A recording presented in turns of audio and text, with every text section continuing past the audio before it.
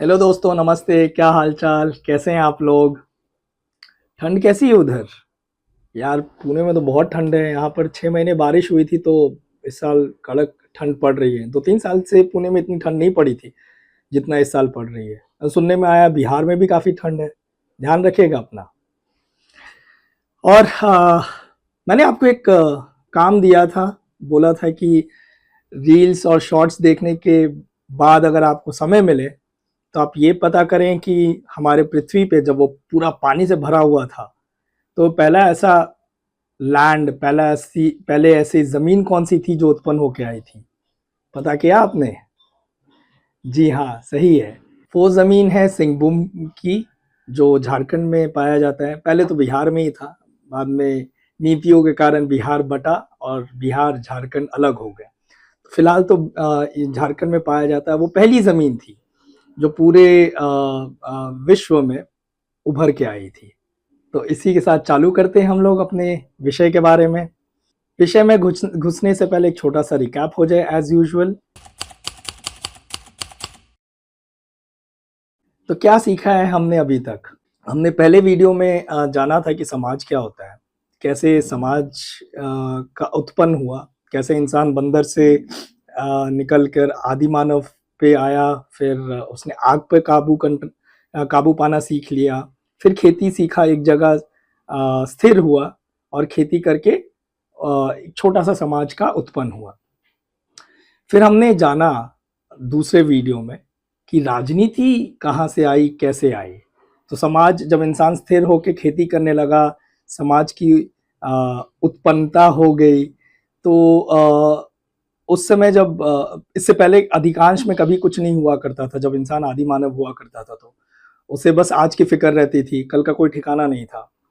जब स्थिर हुआ तो फिर वो उसके पास चीज़ें अधिकांश में आने लगी, अधिकांश में फसल होने लगी, जुड़ने लगा ज़मीन से, फसल से, अपने आप से, इंसानों से। और खेती के बाद आया अधिकांश चीज़ें सरप्लस में होने लगी। तो अधिकांश के कारण कुछ समस्याएं आने लगी। बदलते अ, बदलते चीज़ों के साथ बहुत कुछ और भी बदलती हैं। तो नए नए समस्याएं आने लगे, लोग चोरी करने लगे, लोग आपस में झगड़ने लगे, छोटी छोटी चीज़ें में तकलीफ होने लगी। तो फिर उन्होंने कैसे सबसे पहले समाज के बुजुर्गों के पास सलाह लेना स्टार्ट किया, फिर धार्मिक नेताओं और गुरुओं के पास गए अपने समस्याओं को लेकर, अब अनुभवी लोगों के पास गए अपनी समस्याओं को लेकर। तो ये सारी चीज़ ने हमें एक वहाँ पर भी एक बीज डाला गवर्नेंस का। तो ये व्यवस्था होने लगी थी। फिर हमने देखा, इन जो भी हमने बताया था, डिस्कस किया था, तो उसके सबूत को देखे। कैसे वो क्रेसेंट फर्टाइल लैंड जो मिडिल ईस्ट में अभी फिलहाल है, उसके बारे जाना, मेहरगढ़ के बारे जाना, मिट्टी के बने हुए बर्तनों के बारे जाना, स्टोरेज के बारे जाना, फिर स्थायी घरों के बारे जाना। फिर जाना कि शासन जो आई थी तो पहली लिखित प्रूफ कहाँ से मिली, वो था कोड ऑफ हम्मुराबी। और उसके बाद फिर हम पास्ट को प्रेजेंट में लेके आ गए, इतिहास को वर्तमान में लेके आ गए।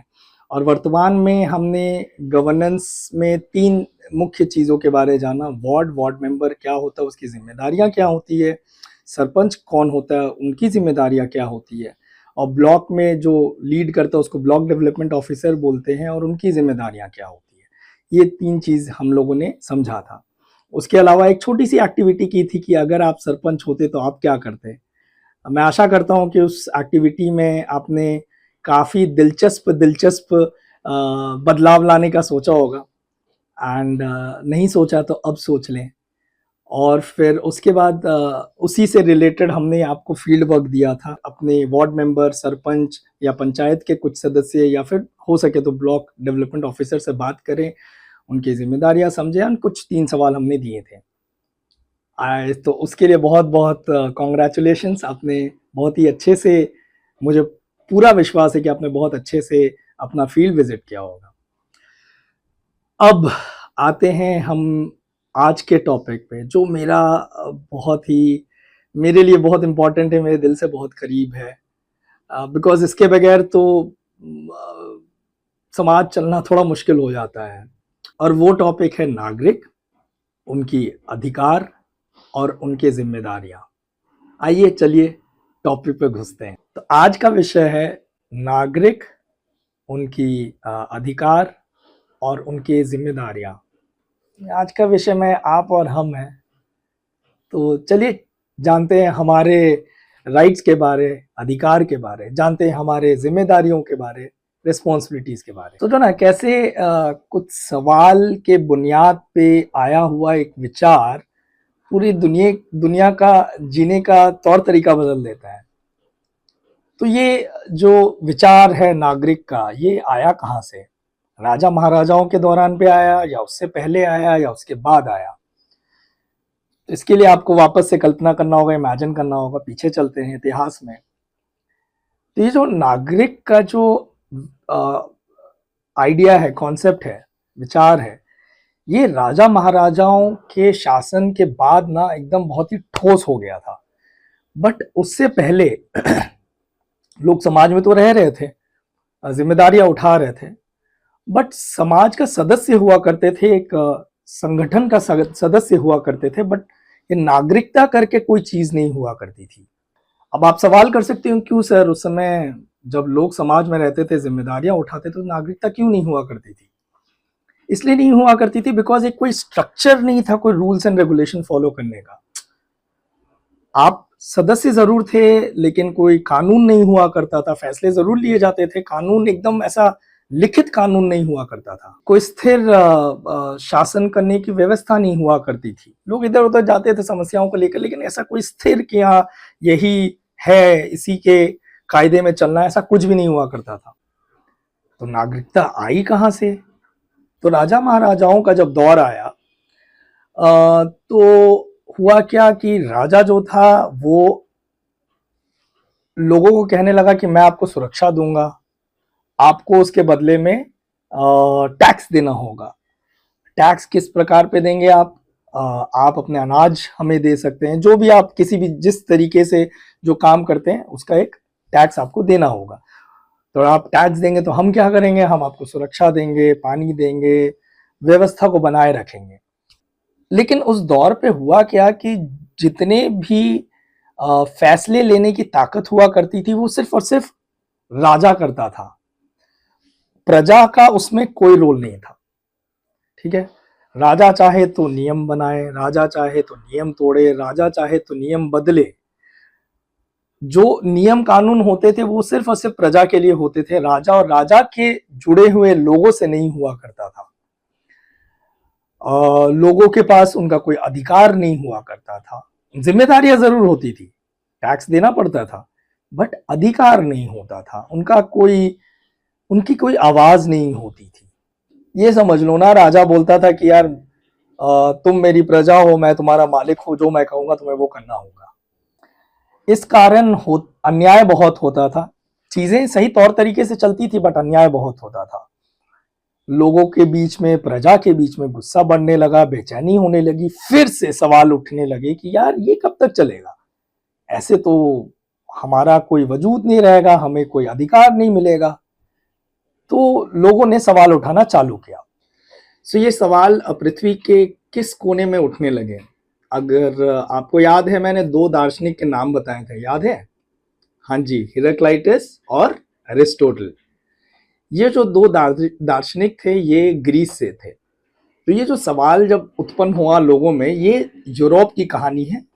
यूरोप के लोगों ने ये सवाल उठाना चालू किया। देख लो ना, दार्शनिक होने का, अगर आपके देश में दार्शनिक होते हैं तो वो ना समाज को एक दिशा देते हैं।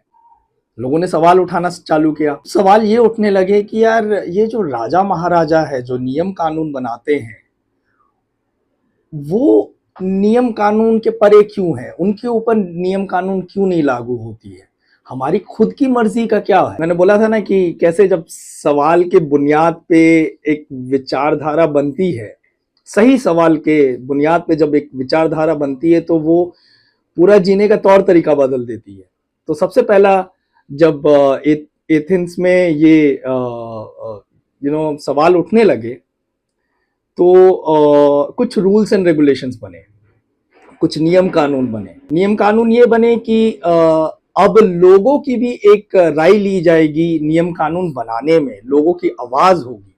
अब नियम कानून बनाने के लिए अगर सबसे पूछा जाए एक एक करके तो बहुत हौच पौच हो जाएगा। तो उन्होंने डिसाइड किया कि इस पे वोट, पहली बार वोटिंग सिस्टम का एक आइडिया, एक जो विचार है वो बीज डाला गया। और सभा में लोगों को बोलने का मौका मिलने लगा, तो लोगों को समझ में आया कि आवाज उठाने से वो कानून बनाने का एक हिस्सा बन सकते हैं। इसका प्रूफ अगर देखा जाए तो सबसे फेमस है ड्रैकोनियन लॉ, जो हमें एथेंस से मिला था। अब इसी प्रकार से रोमन अंपायर जो इटली में हुआ करती थी, उधर भी कुछ बदलाव हुए। और वो पहली बार था इतिहास में कि नागरिकता को अहमियत दी गई थी। रूल ऑफ लॉ बना, मतलब कानून का शासन बना, लोगों को ट्रायल का इम्पोर्टेंस दिया गया, ट्रायल का मौका दिया गया। ट्रायल का मौका बोले तो सुनवाई की अधिकार दी गई, अपील का मौका दिया गया। अपील मतलब कि कोई कानून अगर मानिए कोई फैसला अगर दे दिया गया तो उसके ऊपर बदलाव करने का, विचार करने का एक मौका दिया गया लोगों को। तो ये सारी बदलाव हमें रोम के इतिहास में देखने को मिलती है, जिसमें नागरिकता का एक ठप्पा मारा गया था, जो काफी इंपॉर्टेंट चेंजेस था। और इतिहास हमें जो सबूत देता है इसका, वो है 12 टेबल्स ऑफ लॉ जो इटली में पाया गया था। उसमें क्या जताया गया था कि इससे पहले जो नियम कानून थे वो सिर्फ और सिर्फ ऊपर के लोगों को पता हुआ करता था, आम जनता को कुछ नहीं पता था इसके बारे। उसमें लिखित में लिखा हुआ था कि लोगों को ये समझाया गया था कि कोर्ट कैसे जाएं और कौन से कानून का उल्लंघन करने से आपको क्या सजा मिलेगी। तो सारे रूल्स एंड रेगुलेशन आम जनता को भी पता लगने लगी। उसके बाद सबसे बड़ा जो बदलाव आया था वो एक घोषणा पत्र के द्वारा आया था इंग्लैंड में 1215 में। तब बोला गया कि यार, लिखित में बोला गया कि अब राजा महाराजा भी और उनसे जुड़े हुए सारे लोग कानून के परे नहीं है, कानून आप पे भी लागू होगा। और ये पहली बार था जो लिखित में दिया गया था कि राजा महाराजा कानून के परे नहीं है। उसका नाम है, उस घोषणा पत्र का नाम है माग्ना कार्ता। ठीक है। तो लेकिन ध्यान रखें, इन तीनों जगह पे औरतों को वोटिंग का अधिकार नहीं हुआ करता था। औरतों को वोटिंग का अधिकार सबसे पहले किसी देश ने, इतिहास हमें जो बताता है, वो न्यूजीलैंड में आया था। और वो पता है कब आया था? 1893 में वो आया था। तो न्यूजीलैंड जो क्रिकेट टीम है, हम जानते ही होंगे उसके बारे में। तो उन्होंने वो पहला देश था जो औरतों को वोट करने का अधिकार दिया था। तो इस तरीके से समाज से बढ़कर नागरिक और नागरिकता पे इंपॉर्टेंस आने लगा। और वो क्यों हुआ? कुछ बुनियादी सवालों के कारण। इसलिए सवाल पूछना बहुत जरूरी हो जाता है। 1215 में माग्ना कार्ता नामक इस घोषणा पत्र के आने के कारण दुनिया में पहली बार संवैधानिक लोकतंत्र का जन्म हुआ। संवैधानिक लोकतंत्र बोले तो कॉन्स्टिट्यूशनल डेमोक्रेसी का जन्म हुआ। एक फन फैक्ट बताऊं मैं आपको, ये जो डेमोक्रेसी वर्ड है ना, ये हमें ग्रीस से मिला है। अगर डेमोक्रेसी का संधि विच्छेद करें, दो भाग में बांटें, तो वो होता है डेमोस और क्रातोस। डेमोस मतलब लोग होता है, क्रातोस मतलब पावर होता है। तो डेमोक्रेसी मतलब वही हो जाता है, लोकतंत्र मतलब यही हो जाता है कि लोगों के पास उसकी पावर होती है। अब इतना कुछ जब बाहर चल रहा था, तो सन 1215 में अपने देश भारत में क्या हो रहा था?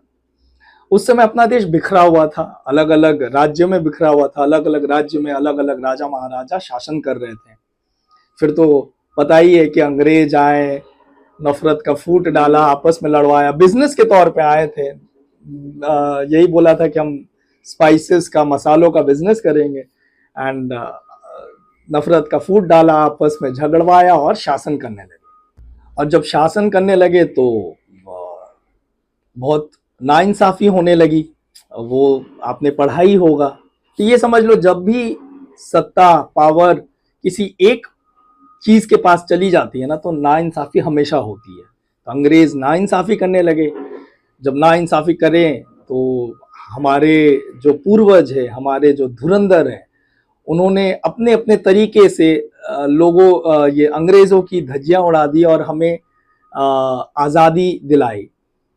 हालांकि उस दौरान पे काफ़ी लोगों ने अपना बलिदान दिया, तब जाके हम ये आज़ादी की हवा को महसूस कर पा रहे हैं। तो इसीलिए हम लोग 15 अगस्त को हर साल स्वतंत्र दिवस मनाते हैं। अब सवाल उठता है कि अपना जब देश स्वतंत्र हो गया तो क्या हमें नागरिकता मिल गई? क्या हम उस देश के नागरिक हो गए थे? जी नहीं। एक्चुअली उसके बाद ही बहुत बड़ा काम चालू हुआ। आज़ादी के बाद हमारा देश बिखरा पड़ा हुआ था, अलग मतलब बहुत हौच-पौच के सिचुएशन में था। जिन लोगों को एक जैसे लोगों के साथ रहने का मन था, वो लोग दूसरे ज़मीन पे चले गए और दूसरा देश बना लिया। हमारे पूर्वज ने, आपके परदादा ने, हमारे परदादा ने ये डिसाइड किया कि नहीं, हमें विभिन्नता में रहना है, उसी में असली मजा है और हमें ये समाज पसंद है। तो वो भारत में रुक गए और जब भारत में रुके तो हमारे पास देश चलाने का कोई तरीका होना चाहिए था और उस समय हमारे पास कई विकल्प भी थे। विकल्प जैसे कि मिलिट्री रूल, सैनिकों का शासन, मोनार्की, राज्य मतलब कि राज्य प्रजा जैसे राजा महाराजाओं के दौरान होता था, तानाशाही, तानाशाही मतलब डिक्टेटरशिप की एक एक ही बंदे के पास सारा पावर रहेगा। और विकल्प थे जैसे धर्मतंत्र, मतलब कि भगवान के द्वारा बनाई गई सरकार। लेकिन हमारे विद्वान जब एक साथ बैठे थे तो उन्होंने देखा कि ये देश जो है एक्चुअली में बहुत ही विभिन्नता का देश है, तो इसको चलाने के लिए कुछ स्पेशल होना चाहिए।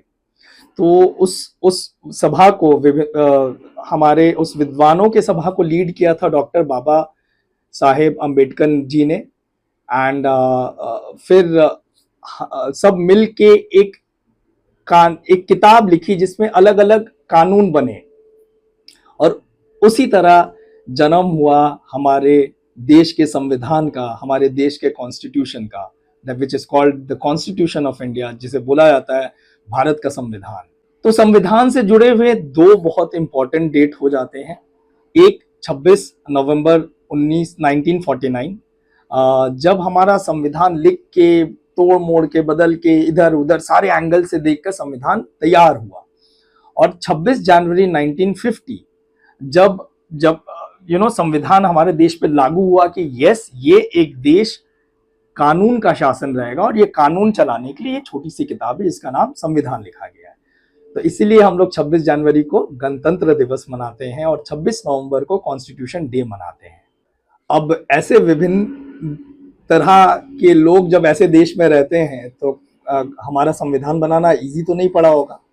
तो एग्जैक्टली संविधान में है क्या? संविधान एक ऐसी किताब है जिसमें आप समझ लो, जब तैयार हुआ था तो 22 चैप्टर्स थे। जैसे बुक में चैप्टर्स होते हैं ना, वैसे चैप्टर्स हैं, ठीक है। हर चैप्टर एक एक रूल को बताता है। बट बदलते समय के साथ देश बदला तो जरूरतें बदली।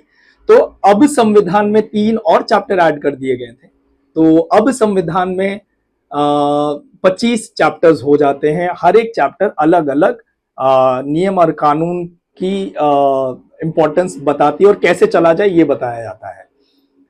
जैसे कि वोटिंग का अधिकार, जैसे कि गांव कैसे चलना चाहिए, जैसे कि आपकी जिम्मेदारियां, आपकी अधिकार, एक्सेट्रा एक्सेट्रा चीजें बताई गई हैं। तो चलिए अब चलते हैं कॉन्स्टिट्यूशन के उन सारे 25 चैप्टर्स में और उसमें विस्तार में बात करेंगे। नहीं नहीं नहीं, उसमें इतना डिटेल घुसने की जरूरत नहीं है। बट हमें दो चीज समझना है as a citizen, as a नागरिक। हमें दो चीज समझना है कि संविधान हमें मौलिक रूप से हमारे जिम्मेदारियों के बारे बताता है और मौलिक रूप से हमारे अधिकार के बारे बताता है। मौलिक क्या होता है? मौलिक मतलब नींव, जड़, जो सरकार भी हमसे नहीं छीन सकती है। तो मौलिक रूप से हमारे जिम्मेदारियां और कर्तव्य होते क्या है, वो मैं वीडियो के एंड में ना सारा डिटेल्स लिख दूंगा। बट इतना समझ लीजिए, एक नंबर याद रखें, 17, ठीक है।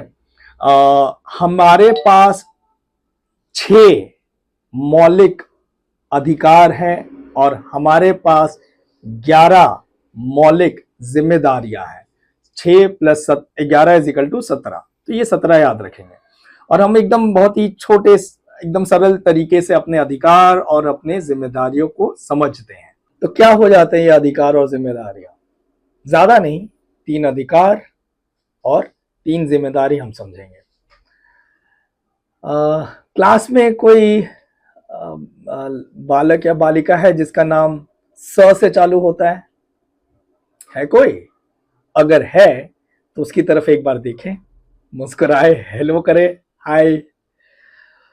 अब मैंने ये क्यों बोला?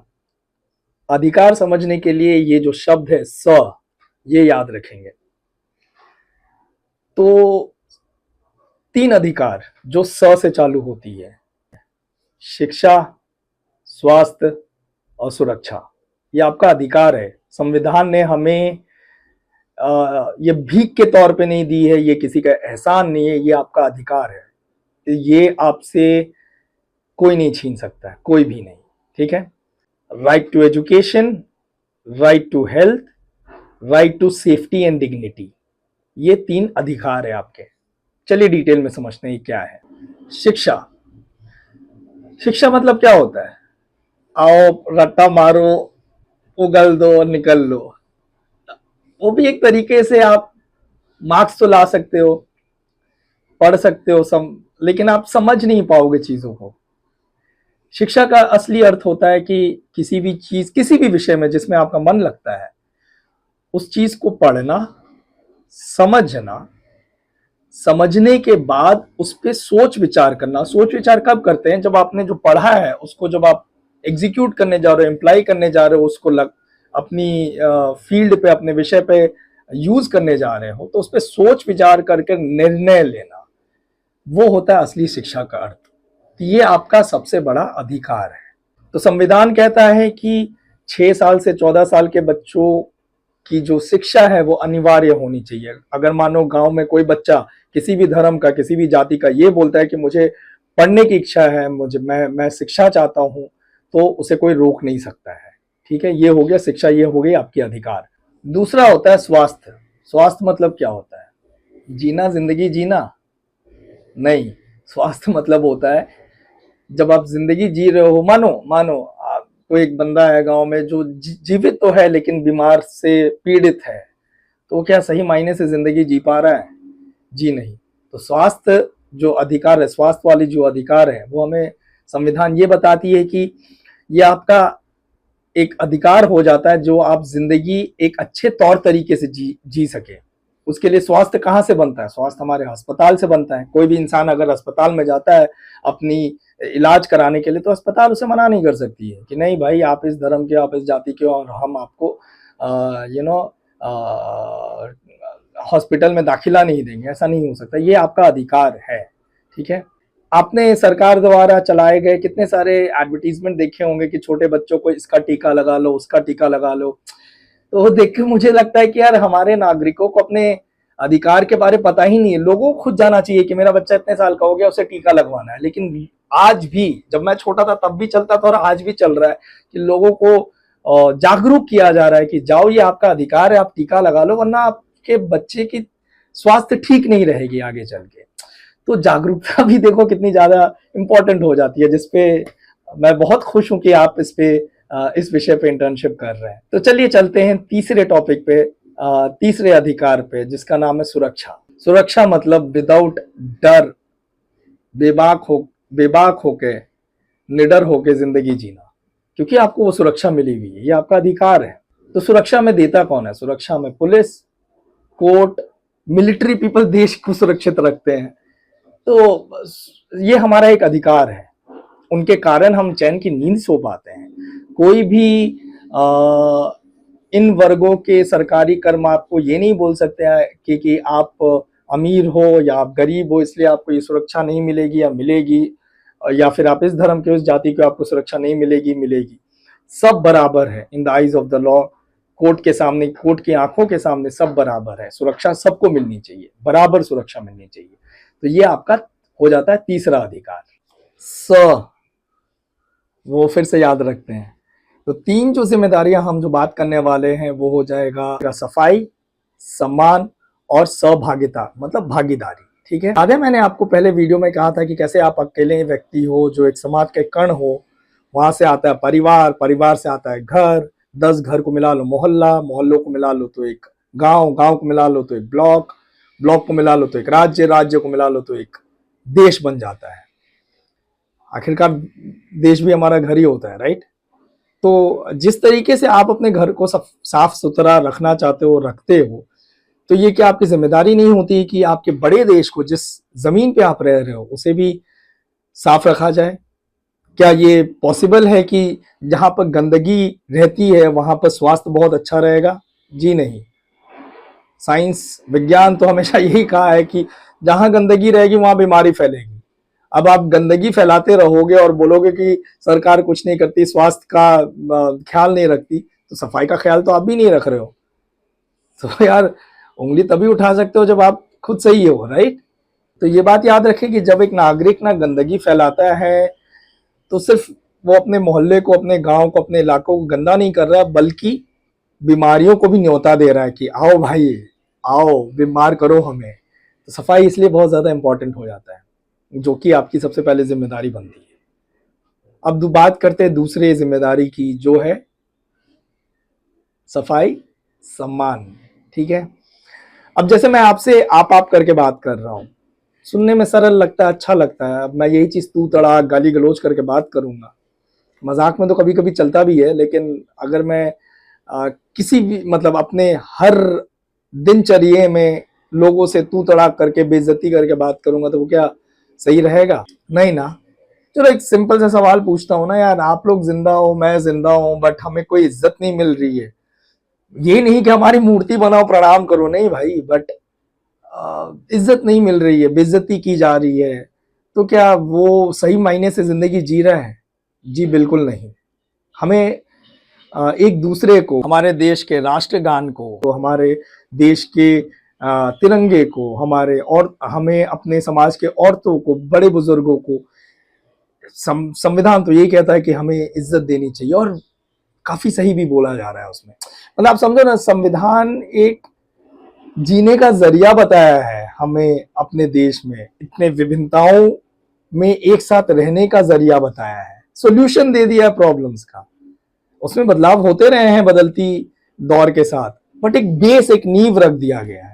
तो सम्मान भी हमारे लिए बहुत ही बड़ी जिम्मेदारी बन जाती है, क्योंकि एक विभिन्नताओं का देश है। मानो इस विभिन्नताओं को हम एक इज्जत नहीं देते, सम्मान नहीं करते, तो होगा क्या? आपस में मुठभेड़ होगा, लड़ाइयाँ होंगी,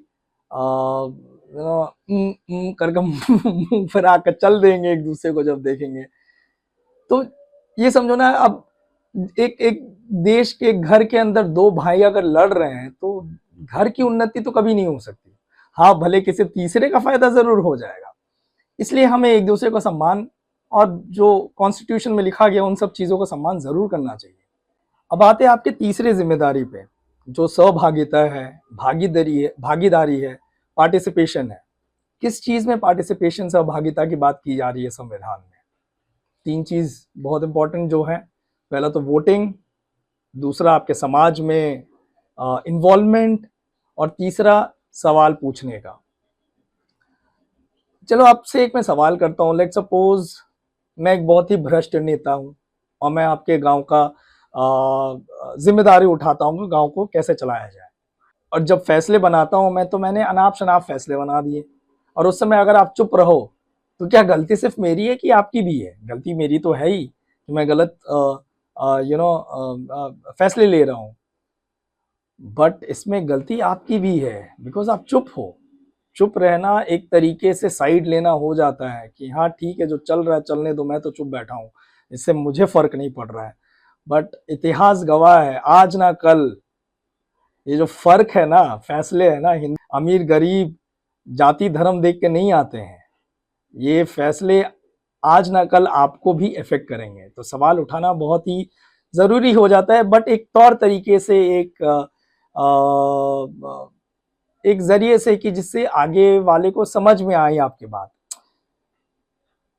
फॉर एग्जाम्पल लेट सपोज ना, आप घर गए, लेक्चर खत्म होने के बाद, क्लास खत्म होने के बाद घर गए, आप थके हुए हो, आप मोबाइल में बैठ के गेम खेल रहे हो या मोबाइल में कोई सीरीज देख रहे हो, कुछ कर रहे हो, पापा मम्मी आते हैं, माता जी पिताजी आते हैं, बोलते हैं मोबाइल बंद करो, और आप करने लगा मेरे को मोबाइल ऐसे किचकिच होकर करने लगे। उससे हुआ क्या, जो मेन उद्देश्य है जो आपको बताना है वो तो बिखर गया, बिकॉज आपके बोलने का तरीका सही नहीं था, आपका बात करने का तरीका सही नहीं था। लेकिन यही चीज अगर एक समझदार व्यक्ति रहता है तो यही बोलता है कि यार पिताजी माताजी, आरिफ सर ने आज बहुत माथा खाया है, मैं एकदम थका हुआ हूँ, थकी हुई हूँ, तो थोड़ा सा मेरे को 10-15 मिनट अपने आप को रिफ्रेश होने दो, थोड़ा सा टाइम दे दो, उसके बाद मैं मोबाइल रख दूंगा, रख दूंगी, फिर आप जो बोलोगे मैं कर लूंगा। तो उसका जो आपने जो बात रखा है वो भी आगे वाले तक पहुंच गए, वो भी समझ के लेंगे। और हाँ, वोटिंग, आपने वोट किया तब ना मैं यहाँ पर पहुंचा हूँ, गलत इंसान पहुंचा है, तो इसलिए वोटिंग बहुत इंपॉर्टेंट हो जाता है। आपको अपने समाज में जो चल रहा है उसके प्रति सही तरीके से आवाज उठाना बहुत इन्वॉल्वमेंट हो जाता है, इसीलिए पार्टिसिपेशन बहुत जरूरी हो जाती है, सहभागिता बहुत जरूरी हो जाती है। तो ये हो जाता है हमारा 3 अधिकार और 3 जिम्मेदारियां। मैं आशा करता हूँ जितने भी बच्चे मेरा वीडियो देख रहे हैं इस पे खरे उतरने की कोशिश करें। बदलाव रातों रात नहीं होता है, बदलाव की नीयत एक बार डाल लेना, उसके इफेक्ट आगे चल के जरूर दिख जाती है। तो आज के टॉपिक को थोड़ा सा दिलचस्प बनाने के लिए मैं आपको एक छोटी सी एक्टिविटी देता हूँ।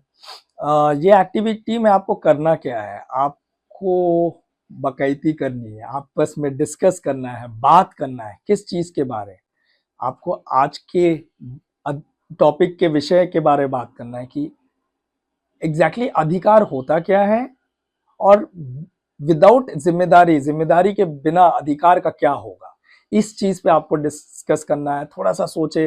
वो वीडियो के एंड में ना मैं सारे जो कॉन्स्टिट्यूशन है, संविधान में सारे जो हमारे अधिकार है और सारे जो हमारी जिम्मेदारियां हैं, 6+11 17, उस सारी चीजें मैं वीडियो के एंड में दे दूंगा ताकि आप लिख सके उस पर और ज्ञान प्राप्ति कर सके, फिर उसके बाद आप इस चीज पे डिस्कशन में घुस सके।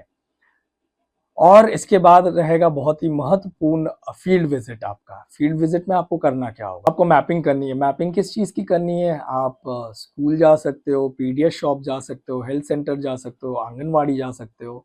क्या होता है ये स्कूल, स्कूल मतलब तो आप जानते हैं विद्यालय, सरकारी स्कूल। वो सरकारी स्कूल है कि नहीं है ये पहले देखना है आपको, वो सवाल लिखना है आपको, है कि नहीं है। अगर है तो वो चालू है कि नहीं है वो आपको देखना है, ठीक है। हर जगह हर मैपिंग में आपको यही करना है।